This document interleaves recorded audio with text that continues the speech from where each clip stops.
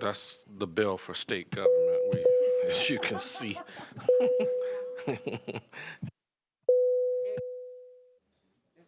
Good morning. Welcome to Subcommittee 1, Health and Environment Affairs. We're here this morning taking up S150. All committee members are present. We do have a quorum. Thank you for here. We have S150. This is a bill to legalize medical cannabis in the state of South Carolina. The bill provides that a qualifying patient with debilitating medical condition or the patient's designated caregiver may purchase a limited amount of cannabis product from a therapeutic cannabis pharmacy. A physician may specify a certain amount of cannabis products for a 14-day period. When a physician does not specify a certain amount of cannabis product, an allowable amount of cannabis for a 14-day period is a cannabis product for topical administration, oral administration, or it could be a product that consists of oils for vaporization that contains no more of 8,200 milligrams of the Delta-9 THC. Medical cannabis means a product that is infused with or otherwise contain cannabis as a cannabis extract intended for use. Some of the debilitating medical conditions consist of cancer, multiple sclerosis, a neurological disease or disorder, including epilepsy, PTSD, Crohn's disease, sickle cell anemia, UC, and wasting syndrome, autism, severe persistent nausea, chronic medical condition causing several or persistent muscle spasms, or even a terminal illness with a life expectancy of less than 1 year in the opinion of the person's treating physician. DHEC must establish those procedures for suspending or terminating the registry ID cards. And with that, I believe we do have a few amendments to offer on S150. I'll pass out the technical first. We should give one to him.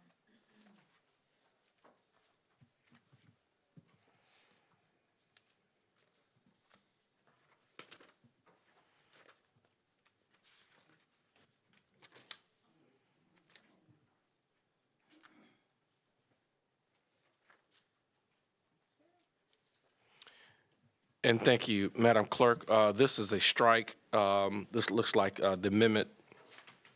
And if you would explain the amendment to us, please. Yes, sir, Mr. Hart, members of the committee. This is a technical amendment based on a review of the bill as it passed the Senate. There were some, as you might expect in a bill this long, some small errors that needed to be corrected. One, since on the first page in the findings section, the date should have been updated to March 1, 2022 as to how many states have removed criminal penalties from the medical use of cannabis. And then many of the changes in here are merely stylistic for the Legislative Council style manual, renumbering, relettering. There were a few cases on the floor in the Senate. They changed the medical cannabis establishment for dispensing medical cannabis from dispensaries to a therapeutic cannabis pharmacy licensed by the Board of Pharmacy. And the term dispensaries was not changed everywhere in the bill, so we've done that.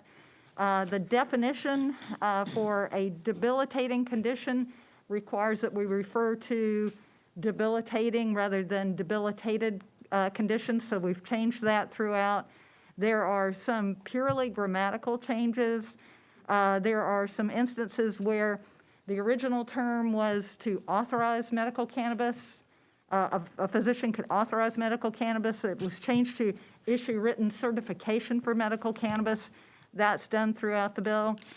There was one case where the word marijuana was used. We changed that to cannabis. There was one case where they left out the word consolidated and consolidated procurement code. There are two provisions in the bill, one at 2030 and one in 2350.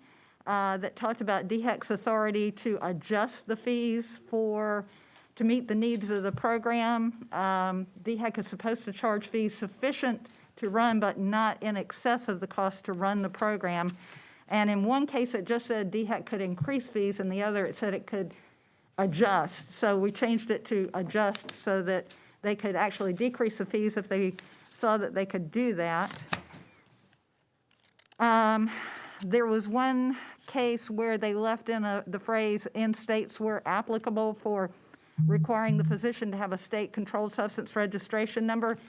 That was in there earlier when the bill would have allowed authorizations from physicians from out of state. And that was changed in the Senate. There is a provision that talks about giving the Board of Pharmacy the authority to let DHEC know if a pharmacist is engaged in unprofessional conduct by violating this article. And I added in or a provision of Chapter 43, Title 40, so that if a pharmacist who runs a therapeutic or works in a therapeutic cannabis pharmacy violates any provision of the Pharmacy Practice Act, they can notify DHEC. There were two provisions that refer to, say that a physician or a pharmacist is not subject to arrest for acting within the scope of this bill.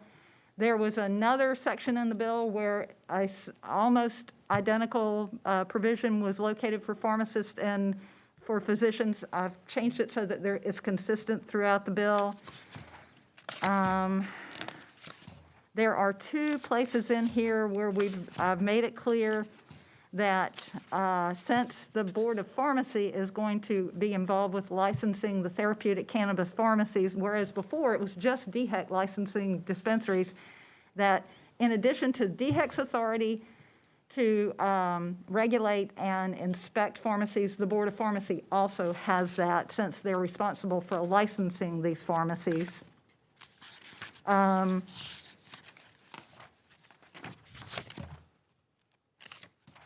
And other than that, most of this is stylistic or grammatical. And if you'd like, I can go through page by page.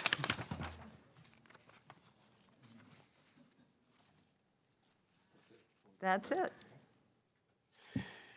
Thank you, Madam Clerk. Here in the summary for the First Amendment, are there any questions from any members of the committee on our First Amendment? Yes, Representative Brawley. First, thank you for that summary. I know it took a lot of work. The only question I have is whether or not these amendments, this particular amendment has met with the Senate's, are they aware of the amendment and the technical changes that we're making? Ms. Brawley, I met with Senator Davis and some of the stakeholders. I met with Senator Davis at his office and then over a Zoom call. I don't think all of the stakeholders got all of the changes that they wanted because some of those changes seemed a bit more substantive than technical, but Senator Davis is aware of this. Any other questions from any members of the committee? Seeing none, is there a motion?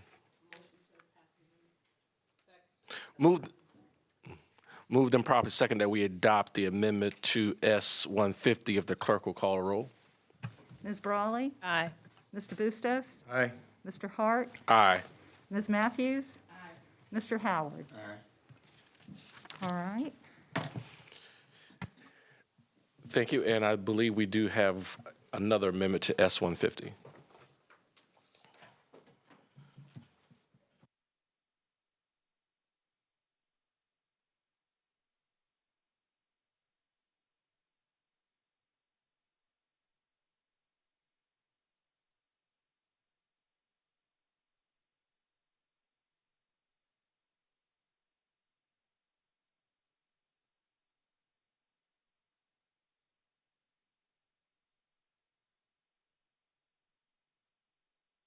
Madam Clerk.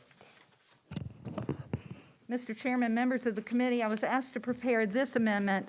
In the bill as it was introduced, the bill authorized physicians licensed by the Board of Medical Examiners and podiatrists licensed by the Podiatry Board to authorize cannabis. Podiatrists also are legally authorized to prescribe opioids, and the Senate took that out on the floor.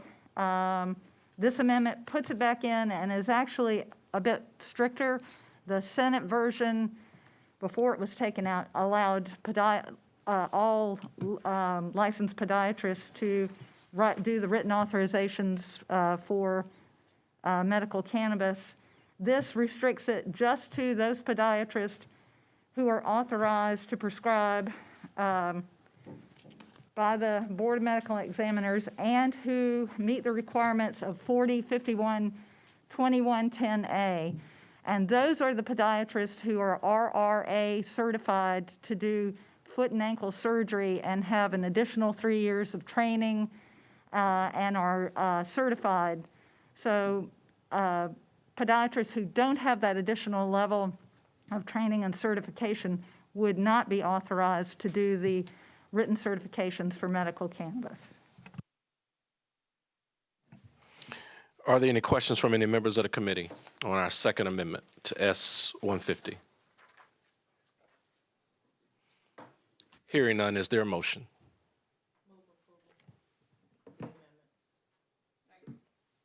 Moved and properly second that we adopt our second amendment to S150. If the clerk will call the roll.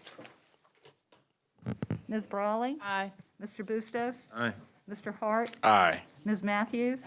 Mr. Howard?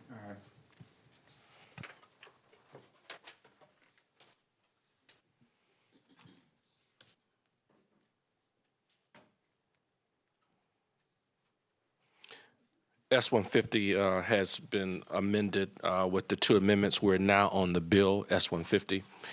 And it appears that no one has signed up.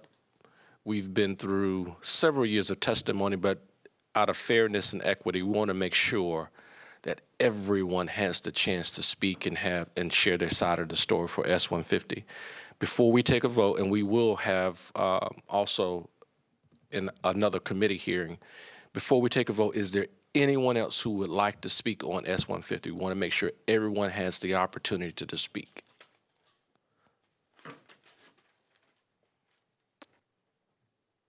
Hearing none, is there any discussion from any members of the committee? Hearing none, is there a motion to approve S150 to the full committee? Moved and properly second that we move S150 to the full committee. If the clerk will call the roll. Ms. Brawley? Aye. Mr. Bustos? Aye. Mr. Hart? Aye. Ms. Matthews? And Mr. Howard? S150 is, I got one. Go ahead. I have one. Are you ready for me? yes, sir. Go. Thank you, Mr. Chairman. I would ask the subcommittee to grant permission for the, To request you to schedule a full committee public hearing. I got it, thank you. Mr. Chairman, I would ask that this committee grant permission to have a full committee hearing where the public can have hearings before the full 3M committee on Monday, starting Monday. Hearing the request from the chairman, is there any objections from any members of the committee? Hearing none, Mr. Chairman, your request is approved. Thank you, sir. You actually have to vote on that. Okay. You're voting to request Mr. Howard to schedule the full committee public hearing. Is there a motion to,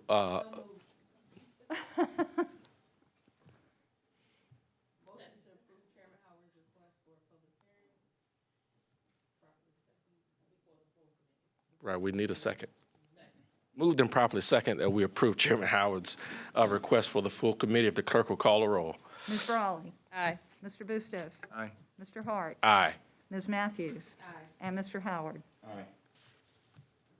Thank you. S150 has been approved to the full committee. I want to thank all the subcommittees for all of your hard work. I want to thank the staff for all of your hard work over the years. We will have our full committee on Monday at 10 a.m. Yes. Yes, ma'am. Ms. Brawley? And I just want a point of clarification, because what we've done is allowed the full committee, which typically does not, but we are allowing the full committee to have a hearing so that the public has yet another opportunity to Yes. make their position known. Right, be clear, Thank they could have spoken today, and also they would have the opportunity to speak on Monday. All right, thank you. Meeting's adjourned.